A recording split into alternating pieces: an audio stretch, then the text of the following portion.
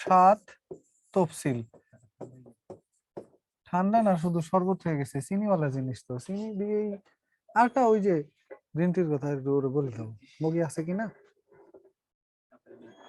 আমার মগি আছে কিনা, একটা গ্রিন টি, জাস্ট কফি লাগে না। দেখছেন, সাত তফসিলের মধ্যে কি কি পড়বেন দেখেন। তফসিলের মধ্যে গুরুত্বপূর্ণ হলো অনলি তিনটা তফসিল, সেগুলো তফসিল নাম্বার 5, তফসিল নাম্বার 6, তফসিল নাম্বার 7। ওকে, পঞ্চম তফসিলে কি আছে, 5 মিনিট পর আজান দিবে।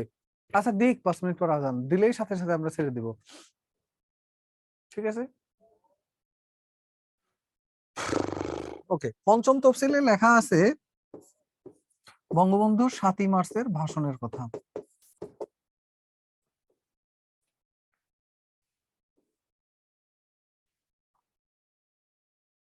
ষষ্ঠ তফসিলে লেখা আছে বঙ্গবন্ধুর 26 মার্চের স্বাধীনতার ঘোষণা। 26 মার্চের স্বাধীনতার ঘোষণা।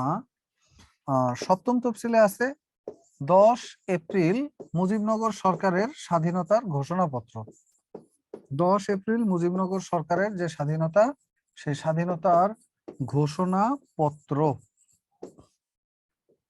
স্বাধীনতার ঘোষণাপত্রে কি লেখা ছিল মূলত, ওইখানের মূল যে কথাগুলো লেখা ছিল, পাশে কি লিখছেন, 7ই মার্চের ভাষণ। আচ্ছা, ভালো লিখে বসে আছি না, ভাষণ। ভাষণের নটা কি হয়, কোন ন, রি র স, এরপরে কি আসে, মূর্ধন্য ন। বানান এইখানেই দেখবেন কিন্তু, গণতন্ত্র, গণতন্ত্রের এই ন, মূর্ধন্য ন।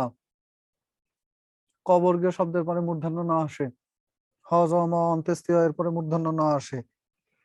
ছেড়ে দিবেন কেন, বিরতি দিবেন স্যার। হ্যাঁ, ছেড়ে দিব না কাউকে, কাউকেই ছেড়ে দিব না, সবাইকে রেখে দিব, বাট একটা ব্রেক নিব আমরা,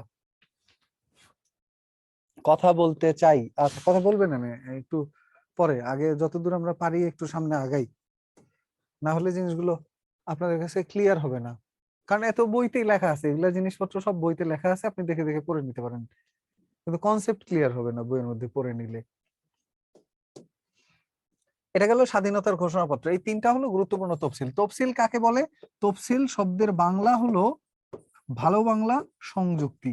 ধরেন এমন কিছু জিনিসপত্র যেটা সংবিধানের কোনো বিধিবিধান না, বা সংবিধানের কোনো আইন বা ধারা না, তাহলে কি এই জিনিসগুলো, এই জিনিসগুলো হলো রাষ্ট্রের গুরুত্বপূর্ণ দলিল কিন্তু সংবিধানের অংশ না। এমন যে গুরুত্বপূর্ণ বিধিবিধান আইন আছে, সেই আইনগুলো যখন সংবিধানের সাথে অতিরিক্ত সংযুক্তি হিসেবে যুক্ত করা হয়েছে, তাদেরকে বলা হয় তফসিল। আর এরকম মোট 7টা তফসিল বাংলাদেশের সংবিধানে যুক্ত করা হয়েছে। 7টার মধ্যে 4টা আগে ছিল, আর সর্বশেষ 15তম সংশোধনীর সময় বা পঞ্চদশ সংশোধনের সময় আরো 3টা যুক্ত করা হয়। সেই 3টা হলো এই 3টা দলিল। আর বর্তমানে বাতিল বা স্থগিত করা হয়েছে, বাতিল বা স্থগিত করা হয়েছে একটা তফসিল, সেই তফসিলটা হলো দ্বিতীয় তফসিল। দ্বিতীয় তফসিলটা বর্তমানে নাই।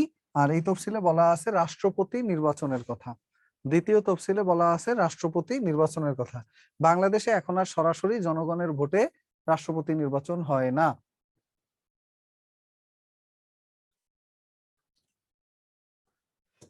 বাংলাদেশে পারলে কেউ বলেন, বাংলাদেশের আহ কি বলে এটাকে, পঞ্চগড় আর সিলেট, এই দুই জায়গায় সময়ের ব্যবধান কত, অথবা চাঁপাই নবাবগঞ্জ আর সিলেট, দুইখানের সময়ের ব্যবধান কয় কয় মিনিটের। এই একটা বিষয় কিন্তু আছে, মাগরিবের আজান ওই মাথায় যখন হয়, এই মাথায় কিন্তু তার আগে পরে আছে, এই মাথায় আর একটু পরে হয় কিন্তু। বাংলাদেশের শুরু কততে, পূর্ব দিকে কয় ডিগ্রি দিয়ে শুরু, 88 ডিগ্রি 1 মিনিট, আর শেষ কোথায়, 92 ডিগ্রি 41 মিনিট, অর্থাৎ 4 ডিগ্রির ব্যবধান। আর 4 ডিগ্রি মানে কিন্তু 4 4 16 মিনিট, 1 ডিগ্রিতে 4 মিনিট, আর 4 ডিগ্রিতে 4 4 16 মিনিট। একেবারে ওই মাথায় আর এই মাথার মধ্যে সময়ের ব্যবধান প্রায় 15 মিনিটের কাছাকাছি। বুঝতে পারছেন, এই জন্যই হয় যে কোথাও আজান দিয়ে দিছে একেবারে নামাজের সময় গেছে, আবার কোথাও দেখবেন যে আজান আরো পরে দিবে। এই টাইমটা হেরফের একটু থাকবেই, স্বাভাবিক, যেহেতু অনেক জেলার মানুষ, অনেক জায়গার মানুষ। সো এইটা আপনারাই একটু ম্যানেজ করে নিতে হবে। যারা আগে যাবেন তারা এই টাইমে নাস্তা করে নিতে হবে, আর যারা পরে যাবেন, যাদের জন্য পরে হয়ে যায়, তারা মোটামুটি মিউচুয়াল করে নিতে হবে। কারণ একসাথে যদি সবাই চলতে যান, তাহলে মোটামুটি যে নিচে আছে তাকে উপরে আসতে হবে, আর যে উপরে আছে তাকে নিচে নামতে হবে। এটাকে বলে মডারেট লেভেল বা মধ্যম পন্থা। বুঝেন নাই? একসাথে জার্নি করবেন। এখন কেউ আছেন যে ফার্স্ট ক্লাস ছাড়া জীবনে ট্রেনে উঠেন নাই, একেবারে এসি লাগবে। আর কেউ আছেন খুবই গরিব, যে ভাই আমি ফ্রিতে পারলে সামনের ওই বগির মাথায় বসে যাব। দেন ওনার বগির মাথায়ও বসে যাওয়া যাবে না, আর এসি ওয়ালার ওই কম্পার্টমেন্টে একলা একটা কামরা ভাড়া করেও যাওয়া যাবে না। যাইতে হবে কেমনি? মিডল ক্লাস একটা সিস্টেমে। বুঝছেন? তাহলে সবাই একসাথে চলা যাবে, আর না হয় সবাই একসাথে চলা যায় না। নেক্সট আসেন। এখানে আর কিছু পড়ার নাই, পড়লে শুধু একটা কথা পড়তে পারেন, সেটা হলো চতুর্থ তফসিল। এইটা কি পড়বেন? এইটা প্রশ্ন আসছিল বিসিএস পরীক্ষায়, আপনাদেরও আসতে পারে। সেটা হলো সংবিধানের কোন তফসিলটি অপব্যবহার করা হয়েছে। এটা হলো চতুর্থ তফসিল। এইখানে বলা আছে অস্থায়ী বা ক্রান্তিকালীন বিধানাবলী। অস্থায়ী বা ক্রান্তিকালীন বিধানাবলী। অস্থায়ী বা ক্রান্তিকালীন বিধানাবলী। অস্থায়ী বা ক্রান্তিকালীন বিধান। এই বিধানটায় বলা আছে যদি রাষ্ট্রে কখনো ক্রান্তিকালীন অবস্থা হয়, তখন রাষ্ট্র কি করবে? সেনাবাহিনীরা চালাবে। আর এই সুযোগটা নিয়েই রাষ্ট্রে বিভিন্ন সময়ে সেনাপ্রধানরা দায়িত্ব হাতে নিয়ে নিজেই রাষ্ট্রপতি হয়ে গেছেন। এবং এটাই পাকিস্তানের ইতিহাসে নতুন কিছু না।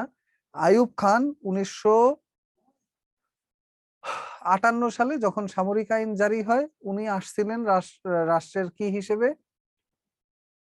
সেনাবাহিনীর প্রধান হিসেবে, সামরিক আইন প্রশাসক এই হিসেবে বসছিলেন। 20 দিন পরে উনি বলছে যে আমি রাষ্ট্রের প্রেসিডেন্ট। এবং উনি 11 বছর ক্ষমতায় ছিলেন। ওনার পরে আসে ইয়াহিয়া খান, সেও এসে একই অ্যাটেম্প দিছে। এবং পাকিস্তানের ইতিহাসের পরের ইতিহাসে, বাংলাদেশের ইতিহাসেও 2 জন সেনাপ্রধান যারা পরবর্তীতে রাষ্ট্রপ্রধান ছিলেন। তো এই জন্য এই প্রশ্নটা বিশেষ পরীক্ষা আসছিল, এবং আপনাদেরও আসতে পারে। সেটা হলো বাংলাদেশের সংবিধানের কোন তফসিলের অপব্যবহার করা হয়েছে। ব্যাস, এই শেষ।